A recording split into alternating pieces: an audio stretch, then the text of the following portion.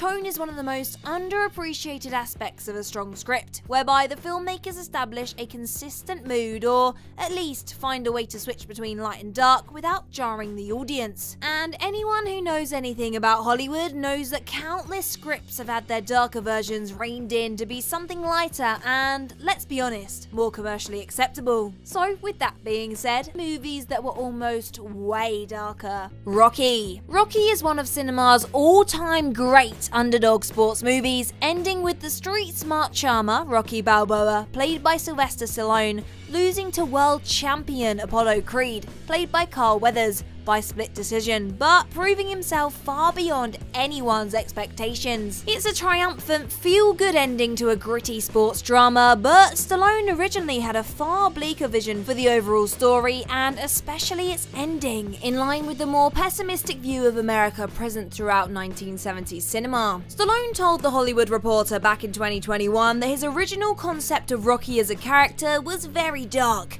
and that he even decided to throw the final fight against Apollo, after deciding that he didn't want to be involved in the boxing world and would rather stew in his own hate. Stallone's original draft also depicted Rocky's trainer Mickey, played by Burgess Meredith, as a very angry, racist man. Yet, after Stallone's then wife Sasha Charsk read the first draft and called Rocky so nasty, he rewrote the script numerous times, transforming him into a more likeable character, the one we ended up with. And just to think, if Stallone had stuck to his original conception of the movie, it would have almost certainly been a one-off with cult appeal at best, not a Best Picture winning pop classic which spawned a massive franchise. John Wick Chapter 4. As the dust settled on the 169-minute onslaught that was John Wick Chapter 4, Donnie Yen's Kane had earned his freedom and was seemingly set to reunite with his daughter. What a lovely ending for an all-round badass, eh? Only, as revealed in that post-credits scene depicting Kane heading towards his child in Paris, the blind assassin looked to be walking straight towards a vengeful, knife-wielding Akira before the scene cut to black. Had director Chad Stahelski stuck to his original plan for the post-credit conclusion though, things may not have ended on such an ambiguous note. As revealed during a chat with Collider, Yen's character would have actually been stabbed by the daughter of Koji, the friend he had to kill during his quest to take out Wick. And not only that, Kane would have then been at the center of a whole death scene. But Stahelski was eventually convinced by his editor Nathan Orloff that it would be a stronger and more intriguing conclusion to have the audience simply wonder whether Akira actually went through with the kill instead. The Truman Show. The Truman Show is a film which so perfectly balances itself on a tonal razor's edge, pivoting from comedy to pathos-laden drama while making many darker implications about the world without actually verbalizing them. Andrew Niccol's original spec script was decidedly less funny though, mounted as a sci-fi thriller set in New York City and called The Malcolm Show. In this version, Truman, or Malcolm, played by Jim Carrey, is a depressed alcoholic trapped in a loveless marriage who frequents sex workers and becomes increasingly unhinged about the true nature of his reality. In one scene, he even threatens to smash a baby's head in if the mother won't admit to him that he's living in a fake world, and in another, he refuses to break up an assault on a woman because he believes it's staged. The revelation that Truman is indeed a reality TV show is held back until the third act, and after Truman manages to exit the set by boat, just as in the final film, he has a standoff with the show creator, Christoph, played by Ed Harris, on the backlot's rooftop. Ultimately, this all changed when director Peter Weir came aboard and had Niccol rework the script into something less dark and more palatable for mainstream audiences, which certainly made it a snugger fit, and the rest, let's say, is history. Guillermo del Toro's Pinocchio. In case you needed another reminder of the fact Guillermo del Toro didn't set out to create a story designed just for kids, when crafting his magnificent version of Pinocchio, it turns out that the director initially had an even darker idea in mind for one of the film's already rather dreadful occurrences. At one point in the gorgeously animated recent flick, the titular wooden boy can be seen mocking Benito Mussolini through song during a circus performance. And it's here when the Italian dictator decides that he's seen enough, and has Pinocchio shot to death by one of his guards. Lovely! Before this pretty grim moment was thrown into the finished flick, however, Del Toro revealed revealed to comicbook.com that he initially wanted to have an entire shooting squad take out the puppet on a beach instead. Sensing this was likely a little too dark even for him, the Pan's Labyrinth and Hellboy director decided against the excessive murder. The fact the sequence would have also acted as a big pause for a scene that was just not necessary also influenced the call to go down the more reasonable route of simply having Pinocchio shot directly by one soldier in the movie. How considerate of you, mate. The Santa Claus. The Santa Claus is an undeniable holiday classic, no matter that it rocks the mildly disturbing premise of a father, Scott Calvin, played by Tim Allen, accidentally incapacitating and possibly killing Santa Claus, forcing him to take up the mantle. Though the recent Disney Plus series cushioned the blow somewhat by suggesting that the prior Santa was an ethereal being and therefore couldn't die. In a 2018 appearance on The Tonight Show with Jimmy Fallon, Tim Allen revealed that things went down a little differently in the script's first draft. Originally, Scott thought Santa was a burglar and so immediately opened fire on him, mortally wounding Santa but giving him just enough time to hand Scott the fateful Santa Claus card. Scott's son Charlie then admonished his dad for killing Santa, to which he grimly replied he shouldn't have been on the roof when he wasn't invited. For a dark seasonal comedy, that's a pretty delicious setup, but a Disney-produced family film, not quite, with the then Disney chairman Jeffrey Katzenberg pointing that out to Allen, resulting in the script undergoing a more family-friendly redraft. Get out. Has Chris Washing just about managed to get out of the dangerous Armitage home in one piece? Things look to have taken one last horrifying turn for the worst, as what appeared to be a police car pulled up to the visual of him hovering over his bleeding out girlfriend. Thankfully though, instead of Chris being framed for murder, and a set of racist cops being quick to assume he was guilty, his pal Rod is revealed to be driving the car, and the pair then drive away from the madness. But originally that aforementioned nightmare would have actually come true.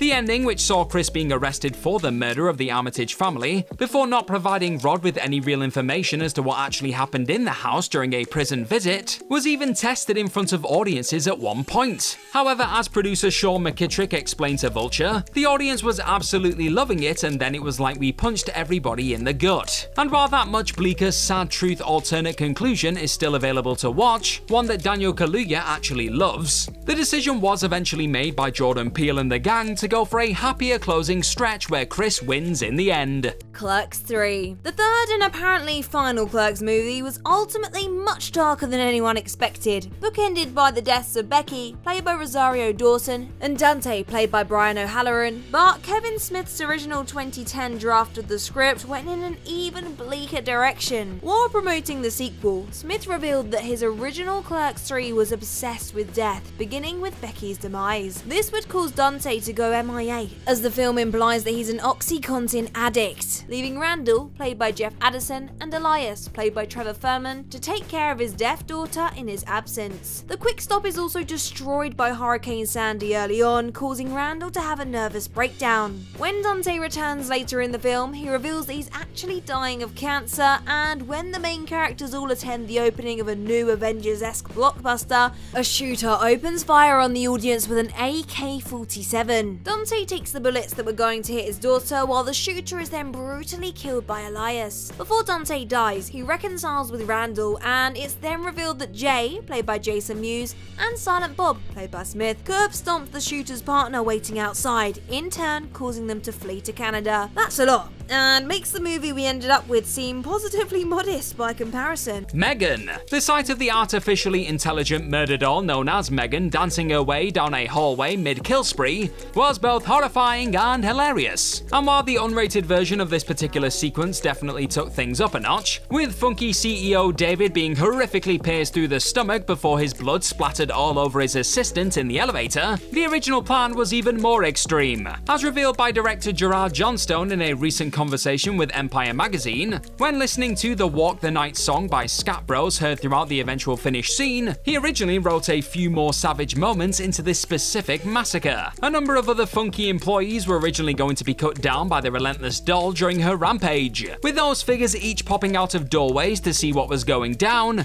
only to graphically lose their heads shortly after. Due to scheduling concerns though, these rather bloody additional ends weren't actually shot. Toy Story. Toy Story is perhaps cinema's greatest rebuke to the phrase, "the perfect movie doesn't exist," and it's frankly tough to imagine it being anything other than the stone-cold masterpiece that it is. Yet the animated classic's development was strained enough that it risked being cancelled entirely, and counter to his work making the Santa Claus lighter, Jeffrey Katzenberg pushed for Toy Story to be darker and more cynical, and ultimately ended up pushing too hard. The original conception of Woody, played by Tom Hanks, was decidedly more villainous, and even once the script was refined into more of a buddy comedy between him and Buzz, played by Tim Allen, Pixar head Ed Catmull said he was a sarcastic jerk.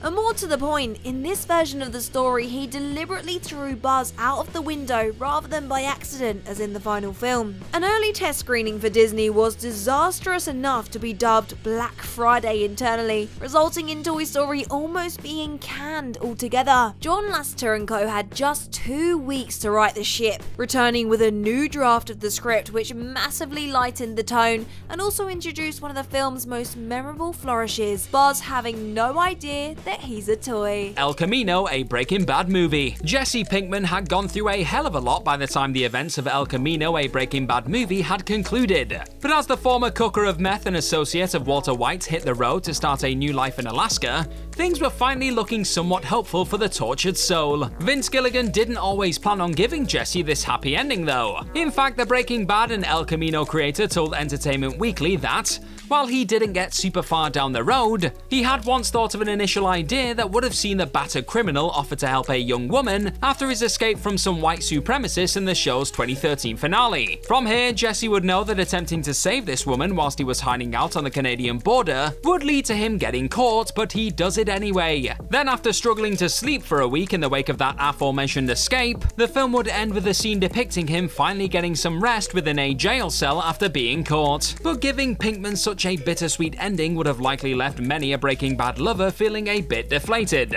Cool Runnings. Cool Runnings is a classic feel-good sports comedy about Jamaica's first Olympic bobsled team. A frothy, quite delightful underdog story that's only concerned with making audiences feel warm and fuzzy inside. But in a 2018 interview, director John Turteltaub discussed earlier iterations of the film which were a little more dramatically ambitious and, well, edgy. Until Turteltaub signed up, the film was still called Blue Maga and designed as more of a serious story about a group of young Jamaican men attempting to escape the drug-addled streets of Kingston and win Olympic gold. Turteltaub said the producers couldn't make it work and so switched and made it fun and playful and for Disney, and hired him. The whole tone of the movie just shifted. Turteltaub also stated that he originally had Kurt Russell in mind to play Coach Blitzer and took some convincing to accept the suggestion of John Candy from, you guessed it, Jeffrey Katzenberg. If this was what it took to bring the inspirational story to the masses, then it was probably worth it, even if it ended up lacking all the grit and probably some of the real honesty of its original iteration. Avengers Infinity War. Watching the Mad Titan talk to his deceased daughter within the Soul World after snapping away half of the life in the universe was already pretty damn dark. But things were nearly even more harrowing. That's because Thanos was originally supposed to be seen walking through an actual river of blood in this scene, with that red liquid intended to represent the blood of his many victims. It may have seemed as though it couldn't possibly get much darker than witnessing your favourite heroes crumbling to dust, and the person responsible having a quick chat with the adoptive daughter he threw off the edge of a cliff. But according to VFX supervisor Dan DeLue, this particular sequence got a bit dark to the point where the team decided to go with a less unsettling visual in the finished scene. What could have been, eh? Holes. Holes is arguably a criminally underappreciated adaptation of Louis Sacker's acclaimed novel, centered around a boy, Stanley Yelnats IV, played by Shia LaBeouf, who is wrongly convicted of theft and sent to a juvenile detention camp in the remote deserts to dig holes for 18 months. Though the script was ultimately written by author Sacker himself, prior to his involvement, Richard Kelly, fresh off the success of Donnie Darko, was brought aboard to adapt the novel. And good God, his version of Holes would have been positively deranged. Kelly reimagined the source material as a post-apocalyptic sci-fi story taking place in the wake of a nuclear holocaust where Stanley was sent to the prison camp because he euthanized his radiation-poisoned sister. The script also includes prostitutes, and the kids weren't forced to dig for buried treasure as in the novel, but nuclear detonators which caused the initial world-ending blast. After handing his draft in, Kelly was fired from the film, with the producers calling him insane. Kelly was nevertheless given the opportunity to seek a writing credit, though ultimately chose not to. As much as this would have been an absolutely disastrous adaptation of Saka's book, on its own terms, it certainly would have been an interesting movie. Never change, Richard Kelly. Deadpool 2. In another case of test audiences not being too happy about the fate of a certain big screen character, Morena Baccarin's Vanessa was originally supposed to stay dead for good as Deadpool 2 reached its end. However, fans were so pissed off at the fact Vanessa very much bit the dust after being shot early in the movie that David Leitch was forced to bring her back to life via some time-traveling shenanigans in the end credits. That's according to the actor herself, with Baccarin telling Sci-Fi that her scenes with Ryan Reynolds also tested so well that they simply had no choice but to leave the door open for her to possibly come back. Things definitely would have ended on a bit more of a downer had Wade Wilson's last interaction with his beloved Vanessa been the pair's emotional interaction in the afterlife.